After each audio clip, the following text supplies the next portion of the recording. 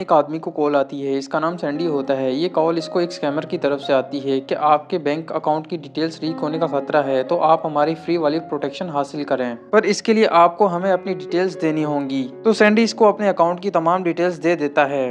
और हाँ, स्कैमर का कोई नाम नहीं होता, तो हम इसको मोटी बोलेंगे क्योंकि इसका नाम हमें एंड पर पता लगेगा। इसके बाद ये क्लब में जाती है जहाँ ये बहुत ज्यादा मौज मस्ती करती है। क्लब का मैनेजर इसको रोकता है पर ये इसको घूसा मार देती है। इस बात पर पुलिस वाले इसको लेकर चले जाते हैं। इस तरह ये जेल में आ जाती है और पुलिस वाले इसकी डिटेल्स लेते हैं, साथ ही इसकी फोटोज भी।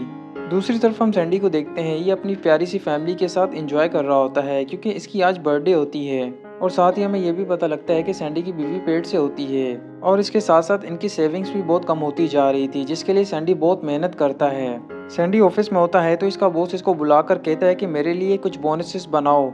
और हाँ, ये बोनस सिर्फ कंपनी के पार्टनर्स के लिए हैं। तो सैंडी कहता है कि सर, मुझे 3 साल से बोनस नहीं मिला है। इसका बॉस बोलता है कि जितना बोला है मैंने उतना ही करो, वरना तुम्हें तब्दील भी किया जा सकता है। सैंडी मजबूर होकर इसकी बात मानकर काम पर लग जाता है। तो अचानक से सैंडी का एक दोस्त इसको बुलाता है और कहता है कि कब तक तुम कॉनिश की बकवास सुनते रहोगे। तो सैंडी कहता है कि हाँ यार, तुम ठीक बोल रहे हो। इसका दोस्त इसको बताता है कि ये खुद की एक कंपनी शुरू करने वाला है और अगर तुम मेरे साथ चलोगे तो मैं तुम्हें वीपी बना दूंगा, मतलब वाइस प्रेसिडेंट। और फिर ये कहता है कि मैं तुम्हारे हाँ का इंतजार करूंगा। इसके बाद सैंडी का दोस्त दूसरे एम्प्लॉयज को जाकर अपना आइडिया बताता है। तभी कॉनिश यहाँ आकर कहता है कि तुम लोग मेरी कंपनी का मुकाबला नहीं कर सकते और हाँ, तुम लोगों के साथ कोई भी नहीं जाएगा, ये लिख कर ले लो। तो पीछे से सैंडी बोलता है कि मैं हूँ तुम्हारे साथ। अगले दिन जब सैंडी अपनी दोस्त की कंपनी में ज्वाइनिंग के लिए जाने लगता है तो रास्ते में इसकी गाड़ी का पेट्रोल खत्म हो जाता है। ये पेट्रोल स्टेशन जाता है जहां इसका कार्ड रिजेक्टेड हो जाता है। तो सैंडी हेल्पलाइन नंबर पर कॉल करता है और इसको पता लगता है कि इसके कार्ड से फ्लोरिडा में बहुत सारी शॉपिंग की हुई है। सैंडी बोलता है पर मैं तो कोलोराडो में हूँ। फिर इसको पुलिस पकड़ लेती है और बताती है कि तुम फ्लोरिडा में अरेस्ट हुए थे, वो भी क्लब में हंगामा करने के लिए, और तुम कोर्ट में भी नहीं आए, इस वजह से तुम्हें अरेस्ट करना पड़ा और अब तुम्हें फ्लोरिडा जाना होगा। तो सैंडी इनको बोलता है कि लगता है किसी ने मेरी इन्फॉर्मेशन चोरी कर ली है और वो ये सब कर रहा है क्योंकि मैं तो यहाँ पे हूँ, मैं फ्लोरिडा गया भी नहीं। ऑफिसर कहता है कि फ्लोरिडा के थाने से सैंडी की फोटो मंगवाओ। जब ऑफिसर तस्वीर देखता है तो समझ जाता है कि ये वाला सैंडी असल है क्योंकि नकली सैंडी एक औरत होती है। ऑफिसर फिर इसको जाने देता है। जब सैंडी अपने दोस्त की कंपनी में आता है तो पीछे से पुलिस भी आ जाती है और इसको कहती है कि हमें पता लगे कि तुमने अपने नंबर से एक ड्रग डीलर से तुमने ड्रग लिया है और हमें तुम्हारी चेकिंग करनी होगी। पर चेकिंग करने के बाद इनको कुछ भी नहीं मिलता। सैंडी का बॉस बोलता है कि ये सब क्या है, ऐसे तो मैं तुम्हारे साथ काम नहीं कर सकता। तो सैंडी इसको सब कुछ समझाता है तो इसका बॉस कहता है कि नहीं यार, ऐसे नहीं चल सकता। सैंडी इसको कहता है मुझे 1 हफ्ता दो, मैं ये सब कुछ ठीक कर दूंगा।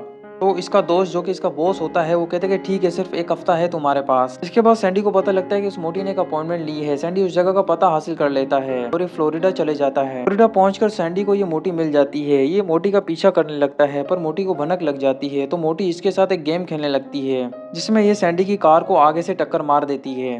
तो सैंडी इसको बोलता है आपका जितना भी नुकसान हुआ है मैं भरने के लिए तैयार हूँ, वो भी कैश में, लेकिन आप बस मुझे अपना लाइसेंस दिखा दें। जब ये लाइसेंस देखता है तो समझ जाता है ये वही मोटी है। सैंडी इस मोटी को बोलता है कि तेरा भांडा फूट गया और अब तू मेरे साथ चलेगी। लेकिन ये मोटी इसके गले पर मुक्का मारकर यहाँ से भागने लगती है, वो भी सैंडी की कार लेकर। फिर ये अपनी उस कार को सैंडी की कार से तबाह कर देती है ताकि सैंडी इसका पीछा ना कर सके। लेकिन सैंडी को इसकी कार में इसका पता मिल जाता है तो ये टैक्सी के जरिए इस मोटी के घर में आ जाता है और जब इसके घर के अंदर जाता है तो मोटी भागने लगती है, लेकिन सैंडी इसको रोक ही लेता है। तभी बाहर कुछ बदमाश आ जाते हैं जिनको मोटी ने धोखा दिया होता है क्योंकि मोटी ने इनके बॉस को नकली क्रेडिट कार्ड सेल किए थे, जिसकी वजह से इनका बॉस जेल में होता है। तो मोटी और सैंडी यहाँ से भागने लगते हैं। फिर मोटी इसको बार बार बोलती है कि कार रोको, तो सैंडी को मजबूरन कार रोकनी पड़ती है। फिर सैंडी इसको बोलता है कि मैं तुम्हें पुलिस के हवाले नहीं करने जा रहा, बस तुम मेरे दोस्त के पास जाना और उसको सब कुछ बता देना ताकि वो मुझे अपनी जॉब पर रख सके। तो मोटी बोलती है कि खाओ अपने बच्चों की कसम। तो सैंडी झूठी कसम खा ही लेता है। सैंडी एयरपोर्ट की तरफ जा रहा होता है तो मोटी बोलती है कि हम कैसे जा सकते हैं क्योंकि हमारी आइडेंटिटी एक जैसी है। तो सैंडी बोलता है कोई बात नहीं, अब हम बाय रोड जाएंगे।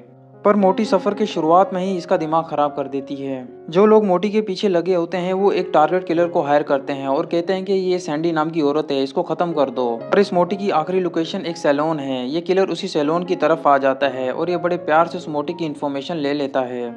अचानक से मोटी बोलती कि रात हो गई है, हमें किसी होटल में जाके आराम करना चाहिए। तो सैंडी इसकी बात मान लेता है और ये दोनों एक रेस्टोरेंट में आ जाते हैं जहाँ ये पहले खाना खाते हैं और फिर ये होटल में जाकर रूम लेते हैं। जब सुबह होती है तो सैंडी मोटी को बोलता है कि तुम कार में बैठो, मैं चाबियां देख कर आया। सैंडी जब रूम की कीज वापस करके कॉफी पीने लगता है तो ये देखता है कि कोई आदमी मोटी को लेकर जाने लगता है। सैंडी उस आदमी को रोकने की कोशिश करता है लेकिन वो आदमी मोटी को लेकर चले जाता है। तो सैंडी उस आदमी का पीछा करने लगता है। किलर अपनी साथी को कहता है कि मुझे वो मोटी मिल गई है। जब सैंडी इस किलर की वैन के पास आता है तो कहता है कि वो मोटी मेरी है, तुम छोड़ दो, वो मेरे साथ है।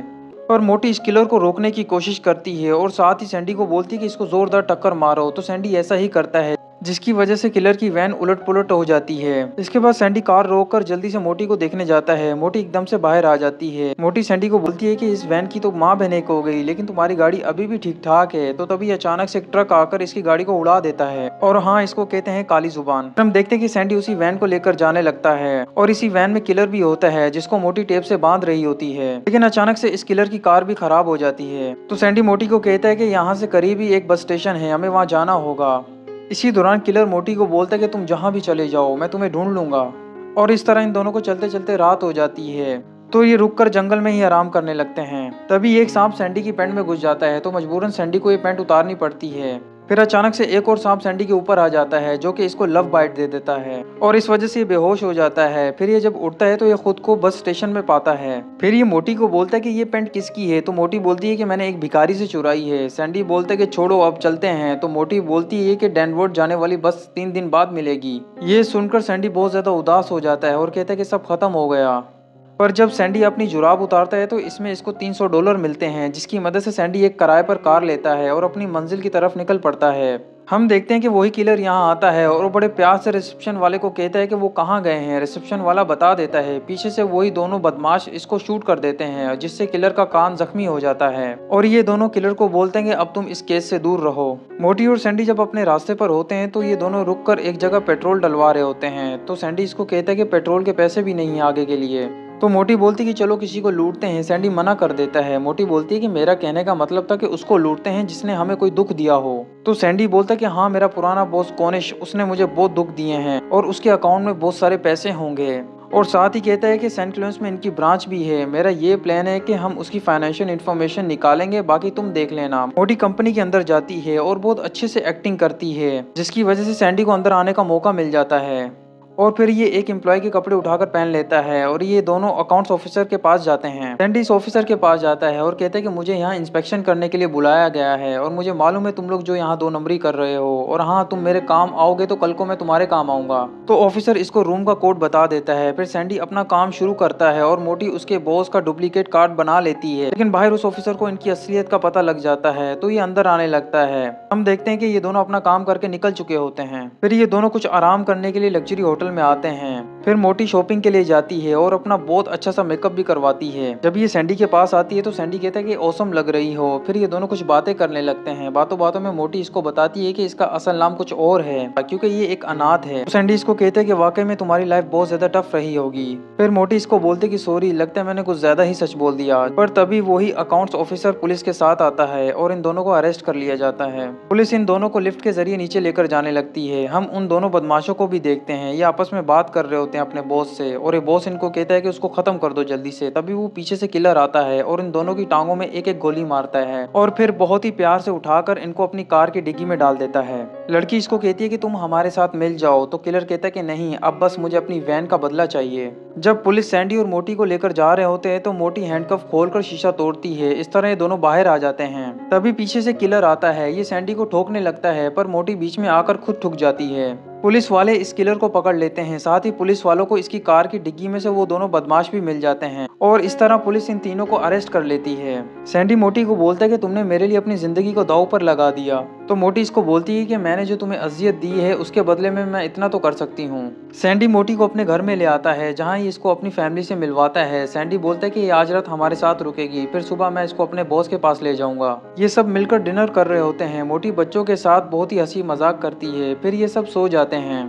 सैंडी जब सुबह उठता है तो इसको पता लगता है कि मोटी यहाँ से चले गई है। सैंडी अपने बॉस के पास जाता है और बोलता है कि मैं उसको लेकर नहीं आया। तो इसका बॉस कहता है कि वो देखो। फिर ऑफिसर इसके पास आता है और कहता है कि हमने मोटी का सारा बयान ले लिया है, आप इस केस से अब बाहर हैं। तो सैंडी ऑफिसर को बोलता है कि मैं उस मोटी से कुछ देर बात करना चाहता हूँ।